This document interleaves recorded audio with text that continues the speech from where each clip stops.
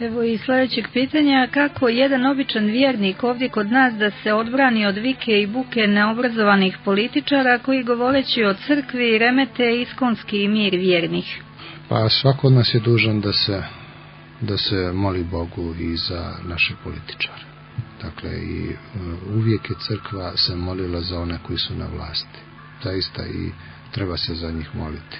Jer bez molitve i bez ljubavi, dakle, bez ljubavi prema ljudima, prema drugom biću, mi ga ne možemo ni mijenjati. Pokazalo se da jedino ljubavlju čovjek može da mijenja drugog čovjeka.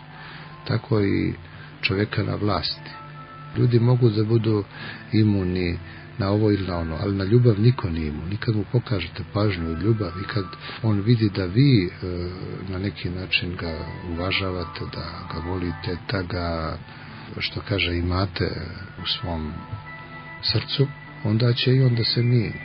Ali teško je to što političari manipulišu sa crkvom i onda je tu vrlo teško prevazići to, znate, jer vi kad svo vrijeme su nas optuživali kako smo mi ti koji se miješaju u politiku, kako se mitropolit miješa u politiku, kako recimo.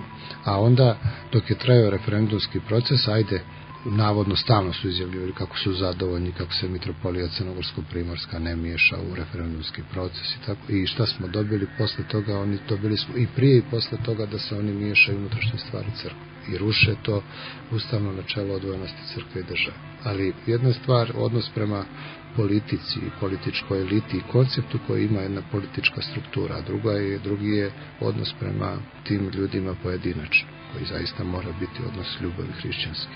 Jer po čemu će se poznati da smo hrišćani ako ne po tome što ljubimo jedni druge, bez obzira, i popravljamo jedni druge svojom ljubavi.